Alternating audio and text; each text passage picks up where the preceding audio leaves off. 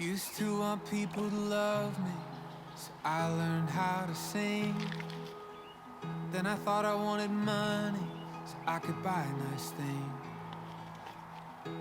When I found it, was as empty as could be. And now I'm staring at my face above a bathroom sink, saying I want peace, it's where I am now. It's the only thing I haven't found somehow. There are other places, there are a million pretty faces. Hello, family friends. Thanks so much for tuning in. I'm gonna head up to the garden. I'm gonna take you with me. I have got some things to plant. Let me show you what we've got. We have got some things to plant. Some beets, some melons. I got some cinnamon basil here. And these petunias, they've been sitting here for a little while. They have to get planted too. I'm gonna work on this today. We have had the most peculiar spring, and the weather has been less than ideal. Yeah, I'm not going to complain too much. It is what it is. We've been having extremely big swings, 20 and 25 degree swings. It was extremely hot there a few weeks back, and then right leading up into the spring it was extremely cold, and of course we just dipped down and had a late frost. So it's just, I've had really hard time getting my seeds to germinate. And when I've been in the garden, it's been extremely hot and humid. It's been hard to work out there. And it was a perfect storm for festering a lot of mosquitoes. We have had a ton of mosquitoes, and it's been impossible to work in the garden. It's just not enjoyable. And of course it gets to the point where I said I feel like I'm surrendering and waving the white flag, but for now we're going to go up and get some work done, and I'm going to take you along and hope to goodness that the bugs stay away. But I also did find this bag of seed potatoes stuck into a corner of the garage that I totally forgot about. Ideally, those potatoes should have been planted anywhere from 2 to 4 weeks before the last frost. Some people suggest that you can put your potatoes into the ground as soon as the soil is workable. Well, that might work. It's recommended that you don't, because the potato can't start growing until the soil warms up a little bit. I'm keeping an eye on Sky. She's after a chipmunk. We've had a chipmunk in the garage, and they literally tore the wall off trying to get to this chipmunk. Huskies, they're frisky little things. Anyways, back to the potatoes. So yeah, I'm going to go ahead and plant these anyways. I could have taken these potatoes. This is not the ideal time to be doing it. We've had weather dipping down. It's going to get down to 8 degrees to a low of 8. 4 was last night, and then highs of 19. That's Celsius. So I'll do the math on the Fahrenheit conversion, but anyways, it's not ideal time to be planting these things. But the way I see it is, I forgot about them. I can go ahead and throw them in my compost and have a 100% guarantee that I'm not going to have a harvest, or I could go ahead and plant them and possibly get something out of it. So come along and let's go plant some flowers and some food.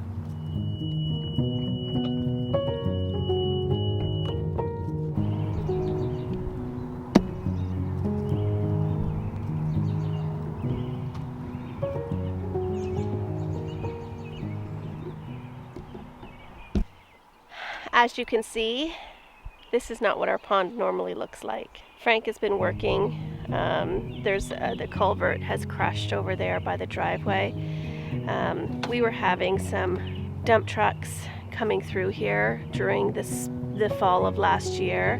They had been given a wrong address, and unfortunately we were home for a lot of the stops, but unfortunately there were a few that made it over, and the weight just didn't, the culvert couldn't handle the weight of the back and forth of the dump trucks on it. So one of the things that really attracted us to this property was the ponds, and the ponds are step down fed. So the top pond, which is on the far side, is about a 3-acre pond, and it's fed by a river through culvert systems. And I don't know, I have no idea who created it. I have no idea who built it. All I know is that over the last 6 years that we've been here, we've had some damage because of some dump trucks that have come in and driven over the bridge, and they caved in the one side of the dirt. That dirt then fell over top of the culvert and plugged it. So the top pond has been the only pond out of my 5 ponds. So we've got 1, 2, 3, 4, 5 of these ponds that all step down to each other. So you can see there's the culvert there. That culvert has a slide system. The waters, I pulled the slide out, and that released the water. It was quite a ingenious system that they created. I don't know who did it or how long ago it was created, but the only way to fix my problem was to drain out my pond, my center pond. I don't know how many gallons of water I've taken out of here, but I'm gonna guess it's probably at least 1 million liters of water has come out of this pond. And like, I'm just judging it by the size of my swimming pool. My swimming pool is 125,000 liters. So this is about 1 million liters that I've drained out of this pond. And the far pond was way overdone. Like, it was so full, it literally burst. It burst the other side of the culvert. That was totally plugged with stones and rocks and twigs. Can you block the water from coming into this pond to fix the culvert? No, it's always gonna, until the pressure of that high pond over there, the big pond, reduces, it's going to run like that. It could take a couple of days for that big pond. That big pond is like, so however long it takes for that to reduce to where it gets to a trickle, I won't be able to fix that. I can't fix it like that, like when it's running that fast. So, because I need to clean it all out, I need to get a basket, stone basket. Well, that one's already looking that much better, eh? Oh my God, you should see the far one. That's totally full, like full right to the top. And it was dried right to the ground. Oh, that's good. We are in a position of trying to fix this now. Frank was just able this year. We didn't realize, and he didn't know how to stop the water from flowing into this pond area. So he just discovered how to do that. So we've been in this property since 2017 and still learning a lot. This culvert system that was created prior to us being here, it's quite brilliant. So we're just trying to figure out how we can clear that block and let the water flow properly and get that built back up. So that is on the docket for projects this spring or this summer. But let's go look at another project that Frank was working on today.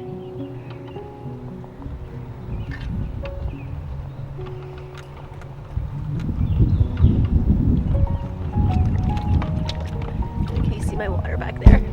You can see my water. This is how I have to water my flowers throughout the garden. It works. Sloshing around. All right. Oh, I'm so excited. Mitchell and Nicole got me a cherry tree for Mother's Day. And this garden, I swear, I put some free wood chip mulch that we got a couple of summers ago. And this is what Frank has done all day. He's been using the machine just to scrape it all back and get this wood chip cleaned up, get it all cleaned up, kind of starting from scratch. Oh good, he didn't take my hibiscus out. I was thinking he might have not realized that this was a tiny little germination of this thing here. That's my hibiscus that I certainly did not want him taking out. But anyways, as you can see here, this is what was on this side of the hills here. So Frank started with this. We're going to rake it all up, clean it all up, get that cherry tree planted, and then I'm going to show you what this is. It was in all of this wood chip mulch. It's not a very deep root, but man, is it relentless. Look at it. It just is, this root, it's shallow, but it is viney, and it's just everywhere. And I could go and pick and clean this garden completely up, and within 2 weeks it's back looking like this again. So Frank seemed to think that if we pulled it out the way we did, we added all of that top of that to the compost bin, let it decompose, and hopefully with any luck we can get it working as compost for the garden. But for now, this is the mess we're dealing with on this hill. Not ideal, but hey. All right, let's get over to the garden. I also got some ginger that had seen better days, so I'm gonna go ahead and plant that too. Could end up in the compost, or I'm gonna go ahead and throw them in the ground and see what we can harvest from it.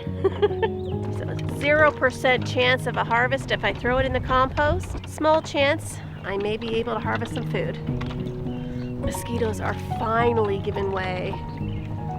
Hopefully it's a little chillier today, that's probably why, but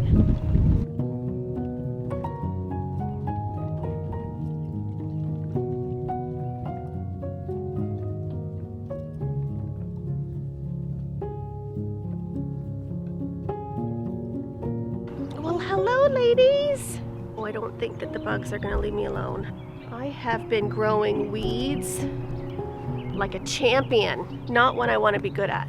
Oh, look at the bumblebees. I don't know if I'm going to be able to pick it up. Let's see. Look at that. I can see 5 bumblebees on that bush right now.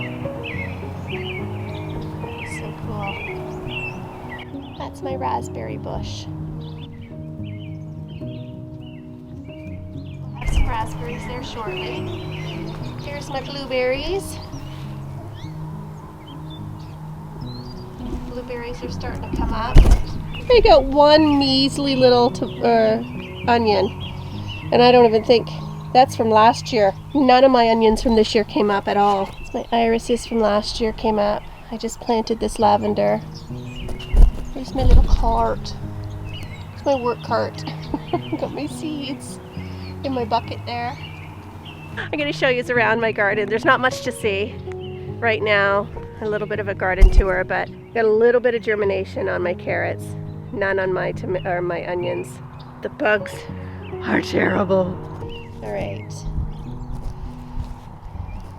Look beyond all the weeds. This is the amaranth that's coming in from the horse poop that I put in here weeding this, but there's my row of carrots. I did do 3 rows.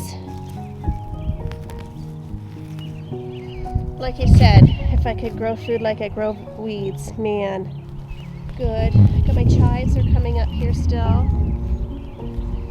I do have some ever-bearing strawberries. I do have some butternut squash.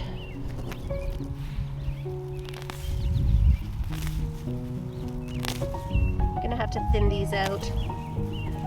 I don't like to go ahead and thin these out until I know for sure what seeds or what plants are strong and healthy, and then once I see a couple of them take off, I'll go ahead and thin them out, because I've got one here, 3, 4. I got 5 plants all within that short distance. They'll squash each other out, pardon the pun. So I'll have to thin those out. There's another one there. These are all my butternuts, and here you can see I got my spaghetti. 1, 2. Doesn't look like I'm going to need to thin these out. I do have a few garlics coming up that the girls didn't get. All my asparagus, I let it go to seed. I harvested quite a bit, but kind of letting that go to seed. It's all gone, as you can see here. Some little seed pods. Drop down here and give me some more asparagus next summer or next spring. It's quite good. Hey girls.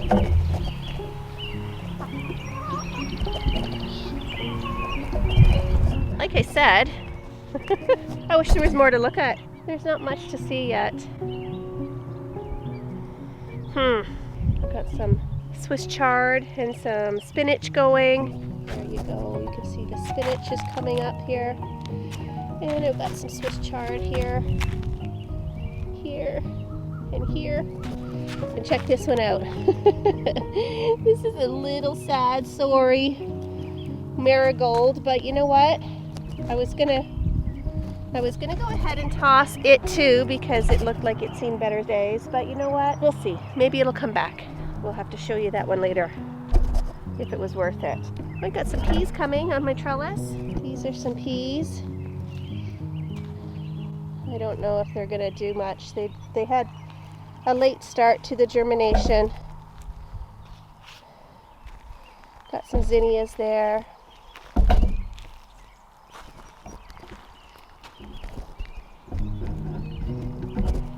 More marigolds, more tomatoes. Yes. These are some cherry tomatoes. That's the Italian basil that I like to put in my marinara sauce. So when I harvest all of my tomatoes, I like to have a variety of different tomatoes to make my marinara sauce. And it's the easiest thing. I put it in my roasting pan and I let it boil off. So I boil off a lot of the water that the beef steaks and the cherries bring, making a really nice marinara. The kids really love it.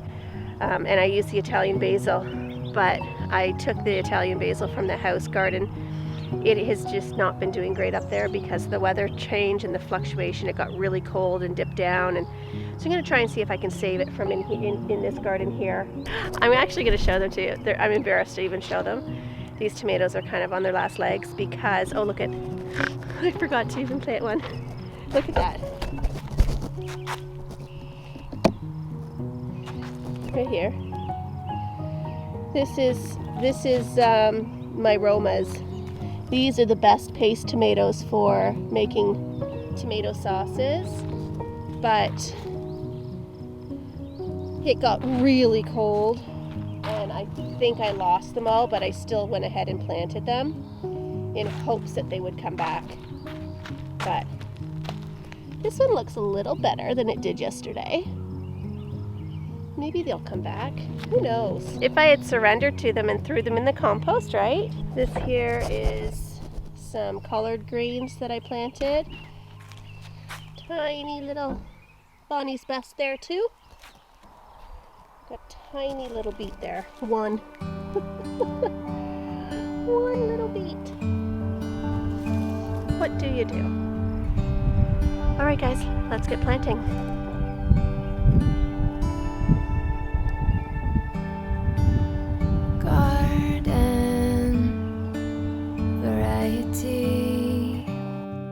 Generations of people seeking peace.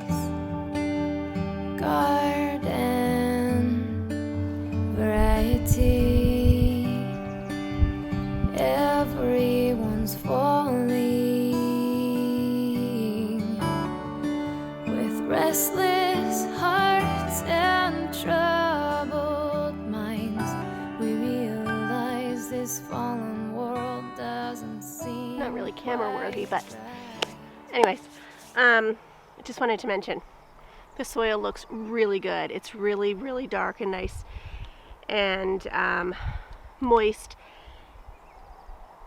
And I'm hoping that I'm going to put the melons and the pumpkins on this side of the garden here so that you can see they have all of this garden space to bramble out on, so they have a lot more space to grow, and hopefully I'll have more harvest this year. I got 3 watermelons last year, but they had them in this small spot there and they kind of do so great. But what I wanted to share with you is my garden method is a no-till garden method. We did use a little bit of tilling on the other space there where I got the trellises, just to level it out because it was really hilly and it wasn't level. So outside of just leveling it out, we didn't till it up, and then we put the tarp down on it to kill the weed seeds, and then topped it with the horse manure and then topped it with the wood chip mulch. We did use a different wood chip mulch than I used in the previous flower bed garden over by the stairs. This is a different batch, and it seems to be okay so far. So that was what I just planted there. That was the Howden pumpkin, and now I'm going to go ahead and plant the goddess muskmelon. The goddess muskmelon. The variety is the dream dew, honeydew melon, and then the goddess muskmelon. So plant these two. Somewhere near the dawn of time, we lost our paradise. We lost our paradise.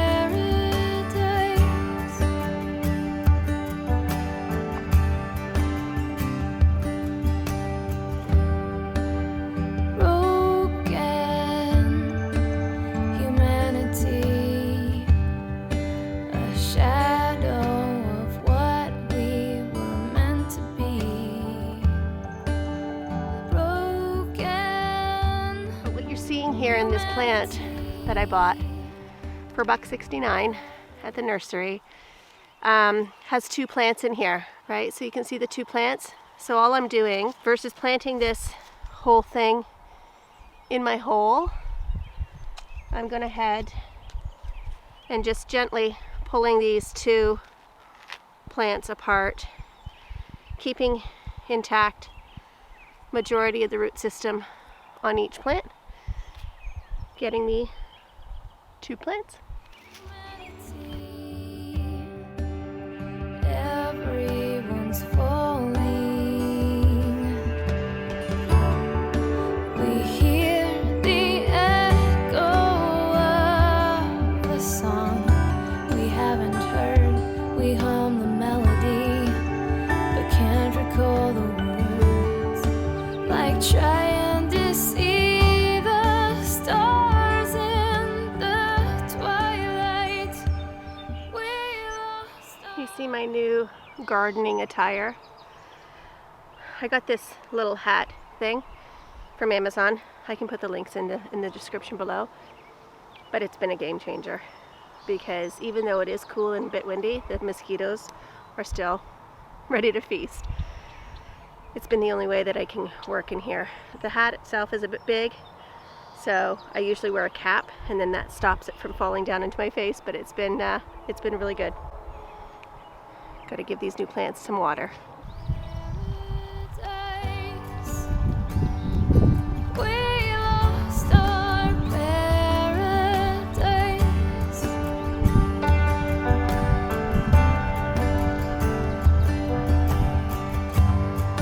La, la,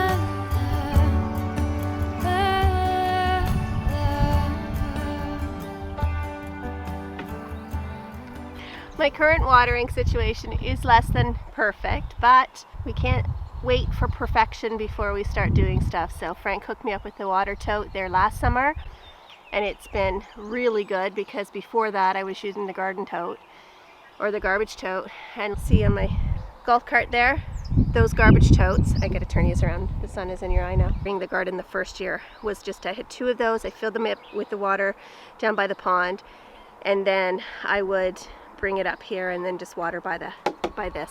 It was a lot, it was labor intensive, and that's why the wood chip mulch has been a lifesaver for me.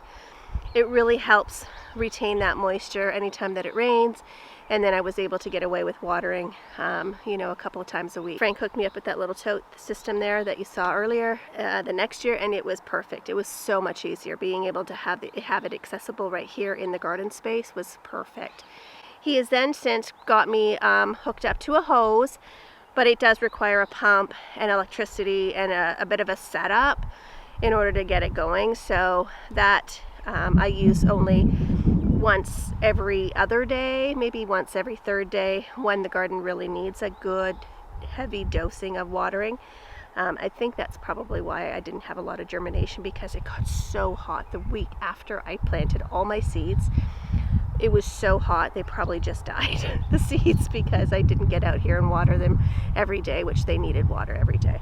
But anyways, I got these babies in. And hopefully we have some nice pumpkins and squash later this fall. I just realized I forgot my hoe back up at the house. I'm gonna need that for my potatoes. But I'm gonna go ahead and plant the basil that I brought up.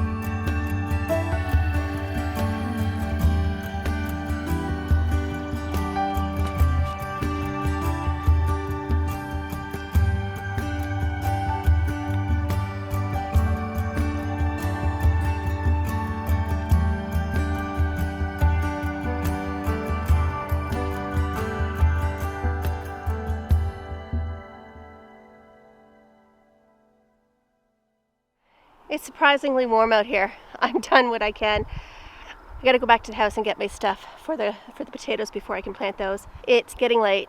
Time flies when you're in the garden. It always does.